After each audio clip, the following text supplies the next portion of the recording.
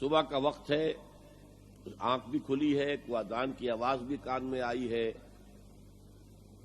آپ کا نفس کہتا ہے ابھی سو جی.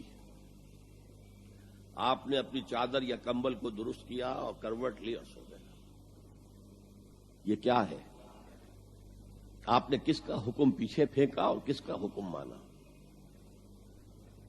اللہ کے حکم کو پیچھے پھینک دیا، نفس کے حکم کو آگے رکھا. یہ شرک، اس شرک کو جاننے والے بہت کم ہیں. مولانا روم نے خوب کہا تھا، نفس ماں ہم کم ترس فرعون نیست لیکن ایراعون نیست. میرا نفس بھی فرعون سے کم نہیں ہے. فرعون نے کہا تھا نا الیس لی ملک مصر وہذہ الانہار تجری من تحتی، کیا اس ملک مصر کی حکومت میری نہیں ہے؟ اور سارا جو یہ آب پاشی کا نظام ہے، انہار کا نظام ہے، وہ میرے کنٹرول میں نہیں ہے؟ جس کا چاہوں موگا کھلا رکھوں، جس کا چاہوں بند کر دوں. یہ تھا خدائی کا دعویٰ، انا ربکم الاعلی. تو مولانا روم کہتے ہیں میرا نفس بھی اس سے کمتر نہیں ہے. وہ کہتا یہ جسم میرا ہے، اس پر میرا حکم چلے گا. میں نہیں جانتا کون اللہ کون رسول، کیا حرام کیا حلال. تو فرعون سے کم تو نہیں ہے میرا نفس.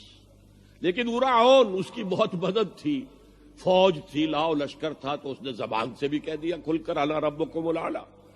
میں مسکین ہوں، غریب ہوں، میرے پاس کوئی طاقت نہیں ہے، میں زبان سے تو کچھ نہیں کہہ سکتا، اندر سے میرا نفس یہی کہتا.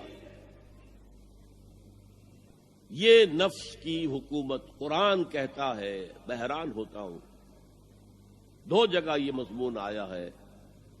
ارأیت من اتخذ الہہ ہواہ افانت تکون علیہ وکیلا. اے نبی تم نے دیکھا اس شخص کو، اس کے حال پر غور کیا جس نے اپنی خواہش نفس کو اپنا الہ بنا لیا ہے. اللہ اکبر.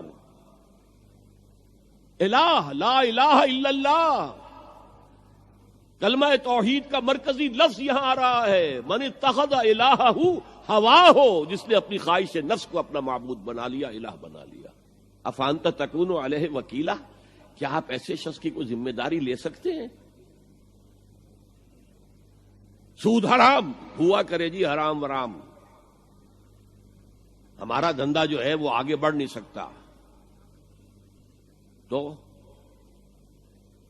اللہ کے حکم کو پیچھے ڈالا، نفس کے تقاضے کو آگے رکھا. کون معبود ہے آپ کا؟ نام عبداللہ رکھیے، نام عبد الرحمان رکھیے، ہے عبد النفس، نفس کے بندے، نفس کے غلام. یہ میں نے یوں سمجھیے کہ جیسے میں نے ہجرت اور جہاد کی ڈیفینیشنز کی تھی. ہجرت کا بیس کیا ہے؟ پوچھا گیا ایو الہجرت افضل ہو یا رسول اللہ، اے اللہ کے رسول بتائیے سب سے اعلیٰ ہجرت کون سی ہے، افضل؟ فرمایا ان تہجر ما کرہ ربک، ہر اس چیز کو چھوڑ دو جو تمہارے رب کو پسند نہیں. آج رات ہی سے آپ ہجرت شروع کر سکتے ہیں.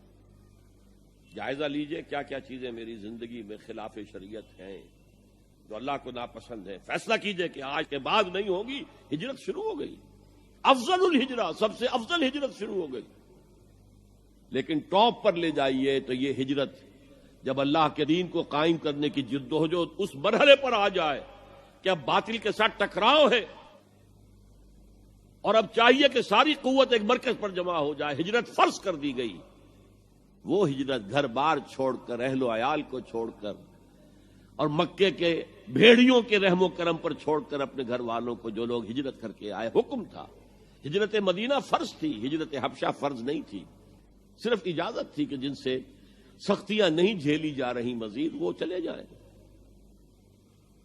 تو ہجرت کا یہ ابتدائی نقطہ، انتہا یہ. جہاد، المجاہد من جاہد نفسہ، جہاد تو یہاں سے شروع ہو گیا، اپنے نفس کے خلاف جہاد کرنا. صبح نفس نے کہا ابھی سو جاؤ، آپ نے نفس کی بات کو رد کیا، اپنا کمبل اٹھا کے پھینکا، اٹھے، وضو کیا، نماز کے لیے آپ مسجد چل دیے.